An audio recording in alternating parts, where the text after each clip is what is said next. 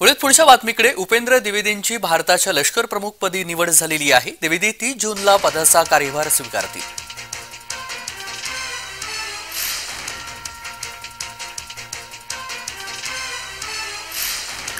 तर उपेंद्र द्विवेदींची भारताच्या लष्कर प्रमुखपदी ही निवड झालेली आहे आणि द्विवेदी हे 30 जूनला पदाचा कार्यभार स्वीकारणार आहेत। उपेंद्र द्विवेदींची भारताच्या लष्कर प्रमुखपदी ही निवड झालेली आहे। द्विवेदी 30 जूनला पदाचा कार्यभार स्वीकारणार आहे। आणि दरम्यान कोण आहेत उपेंद्र द्विवेदी पाहूयात ग्राफिकच्या माध्यमातून।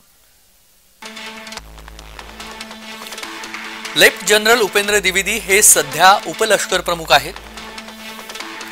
जम्मू आणि काश्मीर रायफल्समध्ये 1984 ला लष्करी सेवेची सुरुवात त्यांनी केली।